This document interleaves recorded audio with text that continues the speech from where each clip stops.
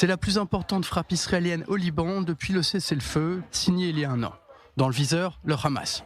L'organisation terroriste palestinienne tente de se réorganiser, cachée parmi les civils dans le camp d'Ain al-Alioueh, mais ce subterfuge n'a pas échappé à la vigilance de Tsahal. L'infrastructure du Hamas qui a été frappée était utilisée par les terroristes pour s'entraîner et planifier des attaques contre Israël. Tsahal a récemment frappé des éléments terroristes opérant dans un complexe d'entraînement appartenant au Hamas à Ain al-Alioueh, dans le sud du Liban. Lorsque nous disons que nous ne tolérerons aucune menace à la frontière nord, cela concerne tous les groupes terroristes opérant dans la région et nous continuerons à agir avec force contre les tentatives du Hamas de s'implanter au Liban et d'éliminer ces éléments qui tentent de nuire à notre sécurité. Cette base d'entraînement du Hamas était sous surveillance depuis longtemps.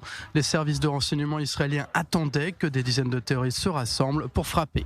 Avant cette opération, des mesures ont été prises pour limiter les dommages causés aux civils, notamment par l'utilisation de munitions précises, la surveillance aérienne et les renseignements supplémentaires. Selon la chaîne libanaise Al-Mayadeen, Tsahal a tiré 3 missiles. Le ministre libanais de la Santé affirme que 13 personnes ont été tuées dans la frappe. Le Hamas nie disposer de centres d'entraînement au sud-Liban et prétend que le site visé était un complexe sportif où s'entraînaient des adolescents. L'organisation terroriste énonce même une violation de la souveraineté libanaise. Bien que rare, ce n'est pas la première fois que Tsahal vise des cibles du Hamas au sud-Liban. En juillet dernier, un commandant terroriste avait été éliminé dans une frappe à Tripoli.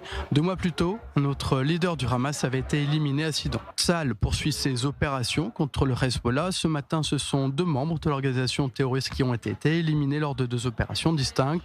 Les 2 travaillaient au rétablissement du Hezbollah au sud-Liban en complète violation de l'accord de cessez-le-feu. Cet après-midi, Tsahal a lancé une série de frappes aériennes contre des cibles du Hezbollah dans le sud Liban.